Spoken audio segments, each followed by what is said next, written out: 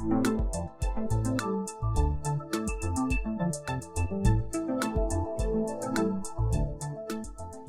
اللہ الرحمن الرحیم، میں ہوں طاہر ڈینڈسا اور آپ دیکھ رہے ہیں ایس ٹی ٹی وی۔ جو ہم انکم پس انداز کرتے ہیں یا کماتے ہیں، ظاہر ہے اسی پہ خرچہ بھی ہوتا ہے، اور جو ہماری آمدنی ہوتی ہے، خرچہ اگر اس سے کم ہو تو کچھ پس انداز ہونا شروع ہو جاتا ہے۔ اگر زیادہ کریں تو قرض لینا پڑتا ہے، اور جب قرض زیادہ ہو جائے تو پھر قرض کی ادائیگی کرنی پڑتی ہے۔ اگر ہم کچھ پس انداز کر لیں تو اس سے گھر بنا سکتے ہیں، یا جسے ہم کہتے ہیں کہ ڈیوریبل ایسٹس کریٹ کر سکتے ہیں، ترقی ہو جاتی ہے۔ ملک بھی خاندان کی طرح ہوتا ہے، ایک نیشنل انکم ہوتی ہے اور ایکرول ہوتا ہے، نیشنل خرچہ ہوتا ہے۔ اگر ہم خرچہ زیادہ کریں اور کمائیں کم تو قرضہ آنا شروع ہو جاتا ہے۔ اب اس میں یہ ہے کہ کچھ ملکوں نے خرچہ زیادہ کیا اپنی آمدنی سے، لیکن اس کے نتیجے میں انہوں نے ایسے ایسٹس کریٹ کر لیے جن سے بعد میں آمدنی ہوئی۔ پاکستان نے بھی جیسے ڈیم بنا لیے قرضہ لے کے، اور تربیلا ڈیم جس وقت آیا نیشنل اکانومی کی لائن میں تو کہتے ہیں initially 2% of the G D P اس کی کنٹریبیوشن تھی شروع کے چند سال تک۔ تو لیکن اگر پیسہ کنزمپشن پہ اور ڈیلی پہ خرچ کر دیں تو وہ جو لیا ہوا قرضہ ہے اس کی بھی ادائیگی کرنی پڑتی ہے آگے جا کے۔ مسلسل ایسا ہونے کی وجہ سے پاکستان کئی دفعہ ڈیفالٹ کے دہانے پہ ہے۔ ڈیفالٹ کا مطلب ہے کہ قرضوں کی ادائیگی کرنی ناممکن ہو گئی۔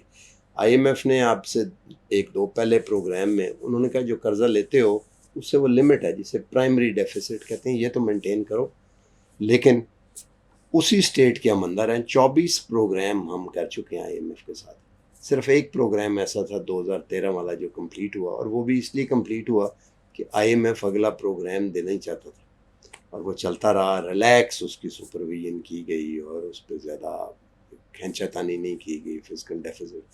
اس وقت اسٹیٹ آف اکانومی کا کیا حال ہے، کیونکہ ہم کچھ اسٹیبلائزیشن تو دیکھ رہے ہیں کہ پرائسز کم ہیں، انفلیشن بھی کچھ وارے میں ہے، بہت زیادہ نہیں ہے، مطلب انفلیشن نہیں ہو رہی، اور گروتھ 2.45% تک چل رہی ہے، لیکن ظاہر ہے نیگیٹو بیس بھی ہے کہ پہلے اگر نیگیٹو ہوئی ہے تو آگے جا کے 2.4 وہ ریکوری ہوئی۔ تو یہ ایک ایسا کمپلیکس ایشو ہے کہ جس کو سمجھنے کے لیے کسی ایکسپرٹ کی ضرورت ہے۔ ہم نے آج انوائٹ کیا ہے جناب ثاقب شیرانی کو۔ ثاقب، آپ نیشنل ایڈوائزر بھی رہے ہیں فائنانس پہ اور اکنامک ایڈوائزر بھی رہے ہیں، تھوڑا سا میں بینکنگ سائڈ پہ بھی آپ کا ہے تجربہ، اور جو اکانومی کا ایکیڈیمک سائڈ ہے وہ تو ہے ہی۔ تھوڑا سا ہمیں اس کا بتائیں اسٹارٹ کا، پھر ہم اس میں اور تھوڑی سی اور بات کریں ایز اے بیسک پریمائز۔ شکریہ طاہر صاحب۔ دیکھیں، آپ نے بات بالکل صحیح کی اپنی انٹروڈکشن میں کہ ہمیں واضح طور پہ اسٹیبلائزیشن تو نظر آ رہی ہے اکانومی میں۔ اگر خاص طور پہ آپ موازنہ کریں کہ ہم 2 سال پہلے یا 3 سال پہلے کدھر کھڑے تھے، تو ریزروز ڈپلیٹ ہو رہے تھے، جو ہمارے ذخائر ہیں زر مبادلہ کے، وہ ڈپلیٹ ہو رہے تھے۔ انفلیشن جو ہے عروج پہ پہنچی ہوئی تھی، روپیہ جو ہے وہ بالکل اس کا استحکام اس کو نہیں تھا حاصل، تو وہ مسلسل گراوٹ کا شکار تھا۔ تو افراتفری کا عالم تھا، اور کانفیڈنس بھی ظاہر بات ہے اکانومی میں بالکل بیٹھا ہوا تھا۔ تو اس صورتحال سے موجودہ صورتحال کو اگر آپ موازنہ دیں تو ظاہر بات ہے ریزروز بلڈ ہو رہے ہیں آہستہ آہستہ، بہت تیزی سے نہیں مگر آہستہ آہستہ بلڈ ہو رہے ہیں۔ اس کی وجہ سے روپے میں استحکام ہے، بہت دیر سے عرصے سے وہ ادھر ہی اس سطح پہ ہی کھڑا ہے، جو مسلسل پہلے گر رہا تھا ویسے گر نہیں رہا ہے۔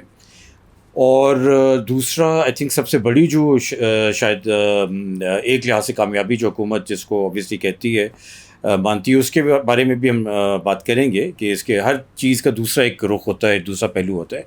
مگر افراد زر کے حوالے سے جیسے آپ نے کہا کہ وہ پیک کیا اس نے 37-38% پہ، وہاں سے وہ اب جا کے تقریباً جو ہے آپ سمجھے کہ 1% سے بھی نیچے اس کا جو انکریز ہے، ریٹ آف انکریز، وہ وہاں پہنچا ہوا ہے۔ تو ہر اس لحاظ سے تو آپ کہہ سکتے ہیں کہ بات بالکل درست ہے کہ اکانومی جو ہے، معیشت جو ہے وہ اس کو استحکام حاصل ہوا ہے۔ مگر ہر چیز میں دوسرا ایک پہلو ہوتا ہے اور بڑا ضروری ہوتا ہے، خاص طور پہ ہماری جو فیلڈ ہے جس کے اوپر آپ بات کرتے ہیں اور میں لکھتا ہوں، وہ اس میں تو لازمی طور پہ ایک دوسرا پہلو ہمیشہ دکھانا چاہیے اور ہوتا بھی ہے۔ دوسرا پہلو یہ ہے کہ پہلی چیز جو میں سٹارٹ کروں جس سے کہ یہ پہلی مرتبہ نہیں ہے کہ Pakistan I M F program میں ہے. جیسے آپ نے کہا یہ 25واں ہمارا پروگرام ہے, 24 ہو چکے ہیں اور 25واں یہ ای ایف ایف جو ہے, اور 14 پروگرام جو ہے 1988 کے بعد, یہ 14واں پروگرام ہے 1988 کے بعد. ہر دفعہ آپ دیکھیں گے کہ ایک پیٹرن جو ہے یہ ریپیٹ ہوا ہے 14 مرتبہ, ایک مرتبہ بھی نہیں, 2 مرتبہ بھی نہیں, اور یہ پہلی مرتبہ تو ہرگز نہیں ہے, 14 مرتبہ ریپیٹ ہوا ہے پیٹرن کہ ہم آئی ایم ایف کے پاس جاتے ہیں اور اکانومی معیشت جو ہے 1-2 سال کے لیے اسٹیبلائز ہو جاتی ہے, اور جو بھی حکومت ہو, وہ فوجی حکومت ہو یا سیاسی حکومت, غیر سیاسی حکومت, جو بھی حکومت ہو, اس کا ہائبریڈ ہو یا نہیں ہو, وہ حکومت یہی کلیم کرتی ہے, بھول جاتی ہے کہ ہماری ہسٹری کیا ہے, اور کہنا شروع کر دیتی ہے کہ پہلی بات ہے کہ یار اتنا بڑا کام مارکا جو ہے کبھی نہیں ہوا, اکانومی کو اسٹیبلائز کبھی بھی ایسے کسی نے نہیں کیا. دوسرا اس کا مطلب ہے کہ ہم گروتھ کے ٹیک آف کے اوپر ہیں, اکانومی ٹیک آف سٹیج پہ آ گئی ہے. اچھا, اس میں کتنی حقیقت ہے وہ تو آپ یہیں سے اندازہ لگا لیں کہ یہ 14 مرتبہ پیٹرن ریپیٹ ہوا ہے. 2 سال یا 3 سال زیادہ سے زیادہ اکانومی میں استحکام رہتا ہے, اور پھر دوبارہ سے ایک کرائسس آتی ہے. بلکہ 1988 کے بعد جب سے میں نے گنتی سٹارٹ کی ہے, یہ 14 مرتبہ کی جو بات کی ہم نے, تو اس میں اوسطاً ہم جو اسٹیبلائز کنڈیشن میں رہے نا وہ 2.7 ایئرز ہے. 3 سال سے کم اکانومی اسٹیبلائز ہوتی ہے. اور اس کی کیا وجہ ہے؟ وجہ یہ ہے کہ یہ جو استحکام آتا ہے یہ آئی ایم ایف کے پیسوں سے, بورنگ سے آتا ہے, اور وہ ساتھ مل گئے تو یعنی کہ مطلب آپ سمجھیں جو عام انویسٹر ہوتا ہے یا جو اسپیکولیٹر ہوتا ہے وہ پیچھے ہٹ جاتا ہے. عام انویسٹر جو ہوتا ہے وہ سوچتا ہے کہ یار, خاص طور پہ باہر کے انویسٹر, ناٹ ریئل انویسٹرز جو فیکٹری لگاتے ہیں ان کی بات نہیں کر رہا ہوں, وہ بھی پاکستان میں کئی دور تک آپ کو نظر نہیں آئیں گے, مگر یہ وہ انویسٹر جو پیسہ ہاٹ منی لے کے آ رہا ہوتا ہے باہر سے, بیسکلی اس کو سگنل ملتا ہے کہ یار آئی ایم ایف ان کے پیچھے کھڑا ہے, now it is safe to put your money in, اور وہ 16% 17% جو ان کو کٹ آف لیتا رہتا ہے. ہاں, وہ ان کو جو ٹی بلز پہ مل رہا ہے, اور آئی ایم ایف پیچھے کھڑا ہے تو ڈیویلیویشن بھی اب ہونی نہیں ہے بڑی, تو this is a good time to come in. اس کو جو ہے نا حکومت اس کو مسٹیک کرتی ہے کہ یار یہ تو بڑے ہم نے کوئی جو ہے نا دنیا کے بڑے انویسٹر آنا شروع ہو گئے ہیں. تو یہ سچویشن جو ہے نا ابھی بھی میں میری پریڈکشن ہے کہ ہم اسی سائیکل کے تھرو جائیں گے انفارچونیٹلی, کیونکہ جب تک اس کے پیچھے ریفارم نہیں ہوں گے, اسٹرکچرل اور انسٹیٹیوشنل ریفارم. کیا آپ بتائیں, آپ کیا ریفارم؟ اب ایک سٹیج آ گئی ہے نا, پہلے 14 دفعہ ہم ڈپ کر گئے, اب ڈپ نہ کریں. وہ کیا چیز ہے جو ہم نے پہلے کی وہ نہ کریں, یا وہ کیا چیز ہے جو ہم نے پہلے نہیں کی اور اب کریں؟ دیکھیے, جو چیز نہ کرنے والی ہے, جو کرنی ہے اس مرتبہ, وہ ہے کہ ہم اپنے اس پہ لورلز پہ نہ بیٹھ جائیں, آئی ایم ایف کے پیسے لے کے اور سمجھیں کہ ہم نے بہت بڑا تیر مارا ہے اور اکانومی ٹیک آف سٹیج پہ ہے. اس جو ہے ڈیلوژن سے, سیلف ڈیلوژن سے نکلیں آپ, اینڈ اسمیل دا کافی. کافی یہ ہے کہ جب تک آپ ٹیکس ریفارم نہیں لے کے آئیں گے, ٹیکس کے پورے نظام میں, ہم آئی ایم ایف کے تحت ہم ٹرک کی بتی کے پیچھے لگائے ہوئے ہم ٹیکس ریٹس بڑھا رہے ہیں, اور وہی لوگ جو ٹیکس دے رہے ہیں, جو کمپنیز ٹیکس دے رہی ہیں, اس پہ کرتے ہیں بات دوسری ریفارم. اچھا, مگر یہ بڑا امپورٹنٹ ہے ٹیکس پہ دوبارہ آتے ہیں ہم, ٹیکس پہ دوبارہ اور پھر ابھی نئی کچھ چیلنجز آئے ہیں, ان کو بھی ڈیل کرنے کی ضرورت ہے. پینشن ریفارم, اچھا ٹھیک ہے, اور اچھا پھر آپ کا ایکسپینڈیچر ریفارم. مسئلہ جو ہے آئی تھنک سب سے بڑا جو مسئلہ, اور اب آئی ایم ایف کی جو رپورٹ آئی ہے 2 دن پہلے, اس نے یہ آئیڈینٹیفائی کیا ہے, اور اس کو ہم بار بار اجاگر کرتے رہے ان کے ساتھ کہ یار آپ نے تو ٹیکس 40% ٹیکس انکریز کا ٹارگٹ رکھا ہے حکومت پہ. ایک سست روی کا شکار جب اکانومی ہوتی ہے تو اس میں سے آپ اور مزید اس کو خون چوسنا چاہ رہے ہیں, تو آپ نے حکومت کی جو اخراجات ہیں ان پہ تو کچھ بھی نہیں آپ نے چھری پھیری. وہ پنجاب میں آپ دیکھیں 968 بلین روپیز کی انیشیٹیوز ہیں چیف منسٹر صاحبہ کے. تو آپ امیجن کریں کہ وہ سارا ایک طرف چل رہا ہے, اور آپ نے سیلریز بڑھا دی بیوروکریٹس کی, ججز کی, آرمی کی, پینشنز بھی بڑھا دی.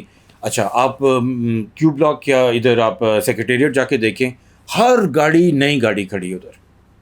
کسی کے پاس, جوائنٹ سیکرٹری کے پاس, ایڈیشنل سیکرٹری کے پاس, کسی کے پاس پرانی گاڑی نہیں ہے, تو سب کو نئی گاڑیاں ملی ہوئی ہیں. تو میرا مطلب ہے کہ یہ جو اخراجات ہیں یہ کوئی کم نمبر نہیں ہے، اس سے بہت ہم بڑی سیونگ کر سکتے ہیں۔ ایکسپینڈیچر کی جو مینجمنٹ ہے نا وہ آئی ایم ایف نے بالکل ان کو فری ہینڈ دیا ہوا تھا، اور کیوں دیا ہوا تھا اس میں بھی ایک میری رائے ہے، ہو سکتا ہے میں بالکل غلط ہوں، کہ آئی ایم ایف جو ہے ایک پولیٹیکل ادارہ ہے، وہ کوئی سیاست کے باہر نہیں آپریٹ کرتا ہے، جو انٹرنیشنل سیاست ہے اس کا ایک کلیدی اس کو حصہ دار ہے، وہ بلکہ میں کہوں گا اس کا ایک معاون ہے یا فیسیلیٹیٹر ہے۔ اور وہ یہ سیاست تھی کہ اس سیٹ اپ کو جو پاکستان میں ہے، اس رجیم کو اپنے سپورٹ کرنا ہے، پیسے دے کے بھی سپورٹ کرنا ہے، اور ایکسپینڈیچر پہ اگر پولیٹیکل برائبس دے رہے ہیں سب کو خوش کرنے کے لیے تو ویسے بھی چلنے دیں۔ تو میرا خیال ہے expenditure reform, pension reform, tax reform, اور پھر ہم نے کیونکہ جب ہم ٹیکس ریفارم کریں گے تو ہم نے اپنے فارمل سیکٹر کے اوپر اتنا بوجھ ڈالا ہے، خاص طور پہ ایکسپورٹ سیکٹر کے اوپر، کہ جب تک ایکسپورٹ سیکٹر نہیں کھڑا ہوگا تو ہم اس سے نکلیں گے۔ اچھا، ٹیکس کو ہم کیا کریں، بتائیں ٹیکس ریفارم میں کیا کریں؟ دیکھیے، ٹیکس ریفارم میں 2 یا 3 بنیادی چیزیں ہیں جو ہم آج تک نہیں کر پائے ہیں۔ پہلی بات ہے کہ ہم جتنی ایڈیشنل ریونیوز ہم نے کلیکٹ کی ہیں پچھلے 1 سال میں، یہ صرف اس سال کی بات کر لیں، بیکاز جتنی بھی خرابیاں وہ اس 1 سال میں نظر آ رہی ہیں کہ کیا خرابی ہے۔ ہم نے ساری وہ ریونیو جو ہے، ٹیکس ریونیو جو محصولات ہیں وہ ہم نے حاصل کیے ہیں وہی کمپنی سے جو موجودہ ٹیکس یا سیلریڈ لوگوں سے جو ٹیکس کا نظام کا آلریڈی حصہ تھے، ان کے پاس کوئی اور چارہ نہیں تھا۔ تو 470 ارب روپیہ جو ہے 9 مہینوں میں صرف ہم نے سیلریڈ لوگوں سے کلیکٹ کیا، ایڈیشنل۔ اچھا، یعنی کہ ٹوٹل جو ایف بی آر کی کلیکشن ہے 10% سے 11% وہ صرف بیچارے ان حالات میں۔ اچھا، حالات کیا ہیں میں آپ کو ذرا بتا دوں، اب وہ بات رہ گئی۔ ہم نے کہا کہ انفلیشن، افراد زر تو کم ہوگی، بڑی اچھی بات ہے، مگر جیسے آپ نے کہا کہ انفلیشن انکریز اور انکریز ہے، رائٹ؟ تو اگر 3 سال میں آپ دیکھیں کہ ایک عام پاکستانی کی جو قوت خرید ہے وہ کتنی کم ہوئی ہے کیومولیٹیو انفلیشن سے، تو 72% بنتی ہے قوت خرید جو کم ہوئی ہے آفیشیل نمبر سے۔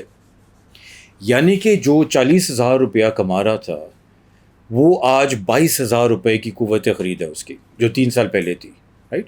اور جو 1 لاکھ کما رہا تھا اس کی جو قوت خرید ہے وہ اب 70,000 سوری اس کی 28,000 بچ گئی ہے، رائٹ؟ سو یہ اتنا بڑا ایک وہ ہے پرابلم کہ انہی لوگوں کے اوپر جن کی قوت خرید بھی اتنی کم ہوئی ہے ان کے اوپر آپ مزید بوجھ ڈال رہے ہیں۔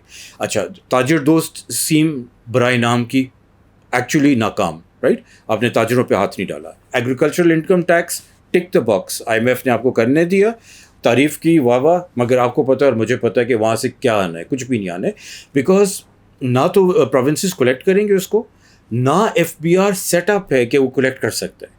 دیکھیں نا، جب ناک کے نیچے وہ اتنے بڑے بڑے ریئل اسٹیٹ ڈیولپر سے نہیں لے سکتا پیسے، جو پاکستان کے اتنے بڑے بڑے ڈیولپرز ہیں، اور میرے اور آپ کے پاس نوٹس آ جاتے ہیں اور ان کے پاس نہیں جاتے ہیں، تو وہ آپ کا خیال ہے کوئی زمینداروں سے پیسے وصول کرنے کی پوزیشن میں ہے، تو وہ بھی آپ بھول جائیں۔ تو یعنی کہ ٹیکس کے نظام میں جو بیس براڈننگ ہونی تھی نا وہ بالکل نہیں ہوئی ہے۔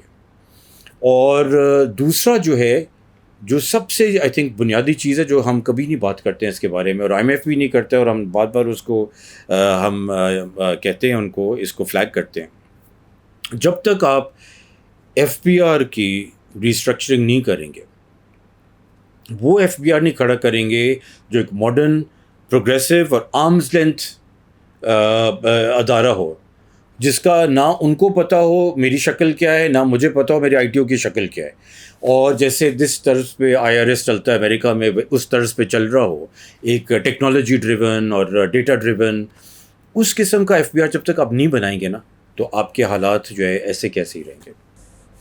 یعنی کہ ٹیکس پالیسی بھی چینج کرنے کی ضرورت ہے اور ٹیکس ایڈمنسٹریشن بھی۔ اچھا، اب وہ دوسری چیز جس کا ہم ذکر کر رہے ہیں، اچھا، میں آپ کو ٹیکس کے حوالے سے بڑا، کیونکہ تھوڑا سا میں نے اس پہ پچھلے 1 سال میں اور مزید کام کیا، آپ کو پتہ ہے بہت سالوں سے اوپر ٹیکس ریفارم کے اوپر کام کر رہا ہوں، مگر اس کے اوپر مزید میں نے کچھ سیکٹرز کے اوپر جا کے کام کیا۔ تو میں آپ کو بتاؤں، جیسے ایف پی آر نے کیا کیا آئی ایم ایف کے پریشر میں آ کے اور یہ ریونیو کے پریشر میں آ کے، انہوں نے ایک سیکٹر ہے, اس کا میں نام پہ نہیں لیتا کیونکہ لوگ تھوڑا سا اس کے ہو جاتے ہیں کہ یار آپ تو وہ ایک سیکٹر کی بات کرتے ہیں جس پہ تو مطلب وہ پرسیو کیا جاتا ہے کہ وہ سیکٹر جو ہے وہ اس پہ سن ٹیکس ہونا چاہیے. مگر میں نام لیے بغیر وہ اس کی بات اس لیے کر رہا ہوں کیونکہ وہ سیکٹر کے جو پرابلمز ہیں نا وہ ہر سیکٹر میں آپ کو نظر آئیں گے. اس میں انہوں نے کیا کیا کہ انہوں نے 250% سے زائد اس کے اوپر ایکسائز ڈیوٹی بڑھا دی. اچھا, اس سیکٹر میں کوئی 44 کمپنیاں ہیں جو آپریٹ کر رہی ہیں پاکستان میں, اور صرف 2 کمپنیاں ہیں اور دونوں ملٹی نیشنلز ہیں جو فارمل ہیں, رجسٹرڈ ہیں اور ٹیکس کمپلائنٹ ہیں, اور باقی ساری جو ہے وہ مدر پتر آزاد چل رہی ہیں. کوئی چکوال میں فیکٹری ہیں, کسی کی آزاد کشمیر میں, امیر پور میں, تو کسی کی سوابی سائڈ میں ہیں. اچھا, یہ جو ہے اور سب کو پتہ ہے, ایف بی آر کو بھی پتہ ہے کہ وہ 42 فیکٹریز کون سی ہیں اور یہ تو, مگر سارا ٹیکس جو ہے وہ ان 2 سے لیا جا رہا ہے. اب کیا ہوا ہے کہ ان کے اوپر جب انہوں نے 250% ایکسائز ڈیوٹی بڑھا دی تو ان کی جو سیلز ہے, لیجٹمیٹ سیلز جو سگریٹس کی ہے, سگریٹس کا تمباکو نوشی کی میں بات کر رہا ہوں, وہ سیکٹر کی سگریٹ جو ہے لیجٹمیٹ جو سیلز ہیں وہ 30% گر گئی ہیں 2 سالوں میں. اور دوسرا جو ہے illicit smuggled contraband جو سگریٹ بیچتا ہے وہ سیکٹر کو تقویت مل گئی ہے. اب انہوں نے مارکیٹ شیئر کیپچر کرنا شروع کیا. نہ وہ ٹیکس دیتے ہیں, نہ وہ آپ کی جو ہیلتھ کی کمپلائنس ہے, ریگولیشنز ہیں, نہ ان کو پورا کرتے. اچھا, یہی سٹوری فروٹ اور بیوریجز سیکٹر میں انہوں نے کہا کہ یار یہ فروٹ والا تو بڑا زبردست سیکٹر ہے, یہ جو ہے جوسز والا, ان کے اوپر انہوں نے بڑھا دیا. آئی ایم ایف نے کہا یار ان کے اوپر انکریز کریں, سیلز ٹیکس بڑھائیں, ان کے اوپر لگائیں اور وہ کریں. ان کا 6 مہینے کے اندر ان کا جو ہے نا انہوں نے وہ کباڑا کرنا شروع کر دیا. ان کی سیلز کم ہونا شروع ہوئی ہیں, اور ان کی جگہ پہ ان کی جو فیکٹریز چلتی تھیں وہ جو ہے وہ کانٹریکٹ پہ انہوں نے لینا شروع کر دیے ہیں, جو ایف بی آر پہ رجسٹرڈ بھی نہیں ہے, کمپلائنٹ بھی نہیں ہے, وہ فلائی بائی نائٹ آپریٹرز ہیں. وہ ان کی فیکٹری لے کے بنا رہے ہیں اپنے جوسز, وہ بیچ رہے ہیں. تو یہ جو نظام ہے نا, اس سے فارمل سیکٹر کو بہت نقصان ہوا ہے, فارمل اکانومی کو. اور پاکستان میں انفارمل اکانومی کو تقویت دی ہے, وہ دی ہے ایف بی آر نے اور آئی ایم ایف کی ٹیکس پالیسی نے. اچھا ٹھیک, اب ہم دوسری بات کر رہے تھے. اچھا, پھر ایکسپینڈیچر مینجمنٹ کی ہم نے بات کی. اچھا, اس سے یہ جو ٹیکس کا سیکٹر ہے, یہ ٹیکس کی جو ریفارم کی بات ہے نا, یہ آپ کے ایکسپورٹ سیکٹر کے اوپر بہت بڑا اس کا ایک یہ نظر وہ اس کے اوپر شیڈو پڑ رہا ہے اس کا. کیونکہ ابھی آپ دیکھیں فار ایگزامپل ٹیکسٹائل والے کیا چیخے مارے ہیں. ٹیکسٹائل والے کہہ رہے ہیں, اور کافی حد تک ان کی بات درست ہے, وہ کہہ رہے ہیں کہ ڈومیسٹک کاٹن کے اوپر, اور مطلب ٹیکسٹائل کی سے بات نہیں, ہمارے فارمرز کی بھی بات ہے, انہوں نے لگا دیا 18% سیلز ٹیکس لگا دیا. مگر ازبکستان سے یا ایجپشین فارمر سے آپ منگوائیں تو 0 ریٹڈ ہے. اب اس کا لاجک کیا ہے؟ مطلب یا تو یہ ہونا کہ چلو آپ یہ کوالٹی جو ہے لو کوالٹی یہ اگر منگوائیں تو اس پہ بھی 18% ہوگا, مگر ہائی کوالٹی منگائیں تاکہ آپ ویلیو ایڈیشن کر سکیں تو اس پہ ہم 0 ریٹ کر دیتے ہیں. ازبکستان کا بیٹر ہے, لانگر اسٹیپل فائبر ہے, ایجپٹ کا بہت اچھی کوالٹی ہے, وہ سمجھ آتی ہے. مگر ایسی کوئی انہوں نے باہر لگائی نہیں ہے. تو میں وہی کوالٹی جو پاکستان میں اگتی ہے اگر میں کہیں اور سے منگوا لوں تو وہ 0 ریٹڈ ہے, اور میں یہاں سے خریدوں اپنے فارمر سے 18%. تو آپ دیکھیں نا, یہ جو پالیسیز ہیں نا یہ نظر انداز ہو رہی ہیں ہمارے بہت سارے ڈفرینٹ سیکٹرز کے اوپر, فارمرز کے اوپر, ایکسپورٹرز کے اوپر, ٹیکسٹائل ملرز کے اوپر, ٹیکسٹائل ویورز کے اوپر. تو آپ یہ کہہ رہے ہیں کہ بجٹ میکنگ میں اور ٹیکسیشن پالیسی میں جو ہے وہ ٹریڈرز جو ہیں جو ٹریڈ کر رہے ہیں وہ یا جو مینوفیکچر ان چیزوں کے وہ ڈومینیٹ کرتے ہیں پالیسیز کو کلر کرنے میں. ٹریڈرز چاہتے ہیں کہ یار کوئی ڈومیسٹک مینوفیکچرر جو ہے نا وہ کرے یا نہ کرے ہمیں کوئی پرواہ نہیں ہے, ہمیں بس آپ امپورٹ کرنے دیں, انڈیا سے کرنے دیں, یہاں سے کرنے دیں, وہاں سے جہاں سے بھی ہے امپورٹ کر کے بیچنے دیں, ہمیں بس اس میں منافع کمانے دیں.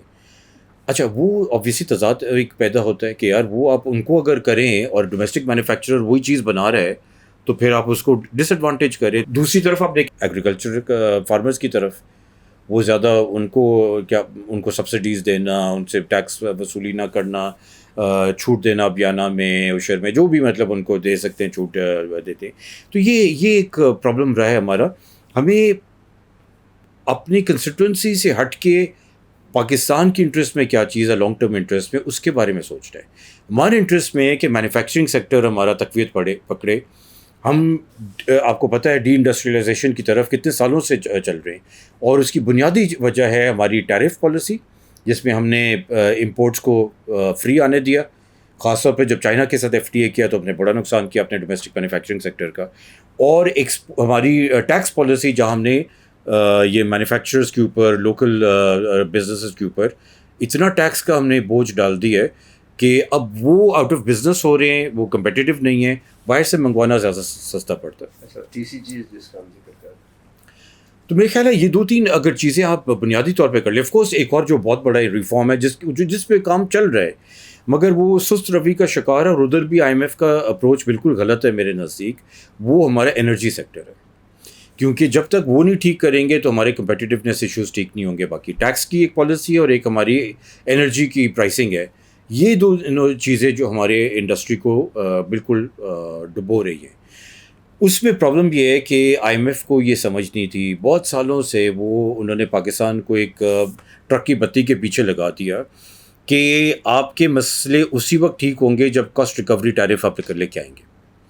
یہ نہیں ان کو سمجھتی کہ یار جب پاکستان جیسے ملک میں آپ 300%، 400% جب بجلی کے نرخ بڑھاتے ہیں 5-7 سال میں، آپ کو پتہ ہے اتنے تقریباً 300% ہمارے نرخ بجلی کے بڑھے. تو جب یہ ایک زمانہ تھا 1990s میں، ہمارا جو بجلی کا خرچ تھا ایک عام گھرانے کا، وہ ہماری آمدن کا تقریباً 5% تھا، 5 سے بھی کم فیصد تھا، 3 سے 5% کے درمیان تھا. آج بہت سارے جو غریب گھرانے ہیں ان کا 30 سے 40% جو ہے وہ سب کا ہے. ہاں تقریباً آپ سمجھ لیں سب کا ہی. اب تو یہ کیسے کس قسم کا ریفارم ہے یہ؟ تو ظاہر بات ہے کہ انسینٹیو کریٹ ہوتا ہے، کیونکہ آپ نے گورننس کے اوپر فوکس نہیں کیا، تو انسینٹیو ہوتا ہے کہ یار آپ ان کو کہیں یار میرا بل جو ہے وہ میٹر جو ہے نا اتنا تیز نہیں چلنا چاہیے، یا کچھ اس کا مکمکاؤ کر لیں. پلفریج کی طرف جاتے ہیں. پلفریج کی طرف میں ایک کوشچن پوچھتا ہوں عام طور پہ جس سے بھی آج کل میری بات ہو، کہ وہ جب ٹرانزسٹر بنا تو وہ ریڈیو ختم ہو گئے، جن کے گھروں میں تھے وہ ٹیوب والے جو ہوتے تھے آنے ختم ہو گئے کرنے کے لیے. اسی طرح جب وہ کیسٹس آئیں تو وہ اسپول والے ختم ہو گئے. پھر آگے CDs آئیں. اب تو CDs بھی نہیں ہوتی، اب تو آپ آن لائن اور وہ سارا.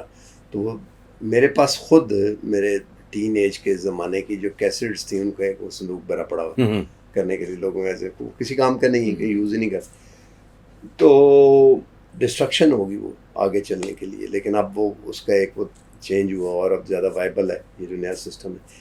تو کریٹیو ڈسٹرکشن جو ہے وہ ایک آج کل بڑی فریز سمجھی جاتی ہے. وہ جس نے وائی نیشنز فیل، اس میں اس نے لکھا ہے کہ یہ جو ایلیٹ کیپچر ہے یہ کریٹیو ڈسٹرکشن کو روک دیتا ہے اور آگے. تو آپ سمجھتے ہیں کہ کریٹیو ڈسٹرکشن کا ٹائم آ گیا ہے، اور وہ کون سے سیکٹر ہیں جہاں پہ کوئکلی ہونی چاہیے؟ دیکھیے اصولی طور پہ تو میں مانتا ہوں یہ شمپیٹر نے بات کی تھی 1950s میں یا 40s میں کہ کریٹیو ڈسٹرکشن کا پروسیس ہونا چاہیے، بالکل ہونا چاہیے. مگر میرے جو دوست اس کو کہتے ہیں وہ ان کو میں صرف یہ کہتا ہوں، میں نے کہا یار آپ ایک زیادہ تر جو ہے عام چیر اکانومسٹ ہیں وہ انہوں نے ایک فیکٹری نہ کوئی بزنس چلایا ہے نہ کوئی فیکٹری. آپ میں تو ایک عام پاکستانی ہوں، پریکٹیکل بندہ ہوں، تو میں فیکٹریوں میں بھی جاتا ہوں اور میں فارمرز کے ساتھ بھی اٹھتا بیٹھتا ہوں، کھیتوں میں بھی جاتا ہوں، تو میں فیکٹریوں میں بھی جاتا ہوں. میں کہتا ہوں جو جتنے پاپڑ بیلنے پڑتے ہیں نا پاکستان میں ایک بزنس مین کو، خاص طور پہ جو FBR کے ساتھ پالا پڑتا ہے، جس کا جو رجسٹرڈ ہے بزنس، تو آپ امیجن نہیں کر سکتے. تو جب میں اس کو نہ میں سیکیورٹی دیتا ہوں، لا اینڈ آرڈر نہیں دے سکتا ہوں، نہ میں اس کو بجلی دیتا ہوں، نہ میں اس کو پانی دیتا ہوں، نہ میں اس کو گیس دیتا ہوں، 4-5 مہینے میں اس کی گیس کی لوڈ شیڈنگ بھی کرتا ہوں، نہ میں اس کو سڑکیں دے سکتا ہوں، نہ میں انفراسٹرکچر دے سکتا ہوں، نہ میں اس کو ورک فورس دے سکتا ہوں جو کہ ٹرینڈ ہو، کیونکہ میں نے اسکول میں ایجوکیشن میں نے انویسٹ نہیں کیا ایز اے اسٹیٹ. پھر میری کس منہ سے میں کریٹیو ڈسٹرکشن کی بات کروں؟ کریٹیو ڈسٹرکشن اس وقت ہوتی ہے جب سارا کچھ ان کو دیا ہو اور نااہل ہوں. یہ میں تو کہتا ہوں یہ ہیں، بہت سارے نااہل بھی ہیں، اس میں کوئی شک نہیں ہے، مگر آپ کو 30-35 ارب ڈالر کی ایکسپورٹ آج بھی دے رہے ہیں. میں تو بلکہ الٹا میں کہتا ہوں، میں تو ان کو میڈل دوں یا تمغہ دوں جا کے، فیصل آباد کے ایکسپورٹرز کو، سیالکوٹ کے ایکسپورٹرز کو میں تو تمغہ دوں جا کے. ان حالات میں آپ دکھا دیں انڈیا کو کہ بزنس آ کے ایکسپورٹ کر سکے، یا آپ کسی چینی کو کہیں یار تم یہ حالات میں تم ایکسپورٹ کر کے دکھا دو. تو ہمیں کریٹو ڈسٹرکشن میں جانے سے پہلے ہمیں فضا کریٹ کرنی ہے جہاں ہم ان چیزوں کو ایک انیبلنگ انوائرمنٹ پرووائڈ کریں. پھر جو انیفیشینٹ ہوگا نا اس کو اب ختم ہونے دیں. ون لائنر کیا آپ کی ایڈوائس ہے؟ ابھی آنے بجٹ بن رہا ہے، اس میں کیا کیا جائے کوئکلی ایک آدھ؟ دیکھیے دو چیزیں، پہلی تو میں بلیو نہیں کرتا ہوں کہ بجٹ ایک 12 مہینے کی ایکسرسائز ہوتی ہے. اب تو ہے، ہاں کبھی ہوتا تھا. ہمیں لانگ ٹرم سوچنے کی ضرورت ہے، اور بجٹ اس کا ایک چھوٹا سا حصہ. اکنامک پالیسی میں کیا؟ اکنامک پالیسی میں بہت اشد ضروری ہے کہ ہم اپنی جو ڈومیسٹک جو اکانومی ہے، جو مینوفیکچرنگ ہے، اس کے اوپر فوکس کریں. ایکسپورٹ آبویسلی ڈریون ہونی چاہیے، اس میں کوئی شک نہیں ہے، اور سارا فوکس جو ہے وہ ہمارے دو ریفارمز کے اوپر ہونا چاہیے، یا 2 یا 3 جیسے ہم نے بات کی. مین 2 ہے، ایک تو ٹیکس ریفارم، کیونکہ یہ بہت ساری چیزیں جو ہے نا ٹھیک کر دے گا آپ کی اکانومی میں. دوسرا انرجی سیکٹر ریفارم. میرا خیال ہے دونوں میں تھوڑا سا ہم نے غلطیاں کی ہیں. فار ایگزامپل انرجی میں ہم کوئکلی جو بات کریں، ہم نے جو رہ گئی تھی بات، کہ ہم نے انسینٹیوائز کیا سولر کو، اور دنیا کی تیز ترین سولرائزیشن پاکستان میں ہوئی ہے، روف ٹاپ. اس کو اب پینلائز کرنا چاہ رہے ہیں، جو کہ کر نہیں سکتے، جو کہ کر نہیں سکتے، مگر کم از کم ان کو نیٹ میٹرنگ میں ہم الٹا ان کو بینیفٹ دینے کے بجائے آپ کہہ رہے ہیں ہم پینلائز کریں گے آپ کو. مطلب یہ کوئی سینس نہیں بنتا ہے. تو یہ شو کرتا ہے کہ ہماری جو ہے نا ٹیکنالوجی کو تو خیر ہماری مین اس سے ہٹ جاتی ہے گفتگو. ٹیکنالوجی کو تو اب وہ لیتھیم بیٹریز جو ہیں وہ 1,00,000 2 لاکھ کی، اب وہ آنے والے وقت میں اتنی ہیں کہ لوگ وہ میٹر اتار دیں گے. بالکل بیٹری لا کے اتار دیں گے میٹر لوگ. اور رات کو تو عام طور پہ یہ اس قسم کے موسم میں سارا بجلی خرچ بھی کم ہوتی ہے. بالکل. تو لیتھیم بیٹری لیں گے، دن کو سولر آتا رہے گا، اور ہر جگہ سورج بہت ہے. بالکل. یہاں پہ مین کنزمپشن لاہور، کراچی اور فیصل آباد، یہ بڑے بڑے پاپولیشن ہے، بہت سورج ہے. تو لوگ وہ پھر یوز کرنا پینلائز کر، ٹیکنالوجی کو آپ پینلائز نہیں کر سکتے. مگر ایک بار تو آپ نے انسینٹیوائز کیا نا، تو آپ کو پھر اپنے ایک لانگ ٹرم سوچ بنانی پڑتی. تو یہ جو ہے بجٹ کے حوالے سے آپ نے کوئکلی پوچھا، تو میں یہ کہوں گا کہ آپ مزید ٹیکس ان سیکٹرز پہ نہ لگائیں، نہ سیلری کلاس کے اوپر، نہ وہ بزنسز کے اوپر جن کے اوپر آلریڈی آپ نے اتنا بوجھ ڈالا ہوا ہے. نئے سیکٹرز ڈھونڈیں اور ایکسپینڈیچر مینجمنٹ کریں. کم از کم میرے نزدیک 25 سے 30% جو ہے ایکسپینڈیچر آپ کٹ کر سکتے ہیں اپنا. یہ پولیٹیکل برائبز اور یہ ساری چیزیں آپ بند کریں، اور یہاں سے کٹوتیاں کریں، اور ٹائٹن یور بیلٹ. چلیں، تو یہ باٹم لائن ہے یہ جی، کہ کچھ عرصہ آپ کو بیلٹ ٹائٹ کرنے کی ضرورت ہے. اور مجھے وہ ایک پرانے ہمارے مینٹرز میں سے تھے، فائنانس منسٹر تھے پرانے ایک زمانے کے، ان کا نام تھا سرتاج عزیز. تو وہ ہمیشہ ایک ہی بات کیا کرتے تھے کہ ہم نے بیلٹ ٹائٹ کی تو اس سے یہ ہوا، اس سے ڈیولپمنٹ کو ہوا، انٹرسٹ ریٹ کم ہوئے، اور یہ وہ کرنے ہمیشہ آلموسٹ. تو وہ بہت دفعہ ایک ان کی تقریر بڑی ملتی جلتی ہوتی تھی، اور اس میں یہی بات ہوتی تھی. اب پتہ لگتا ہے کہ یہ بات کرنے کی کیا یا نہ کیا وہ ایک الگ بات ہے. ضروری ہے کہ اس کو کچھ عرصہ کیا جائے. اگر آپ کے پاس کم پیسے ہیں تو you can't live a lavish life. آج تک کے لیے اتنے ہی، ملتے ہیں اگلے پروگرام میں. اللہ حافظ.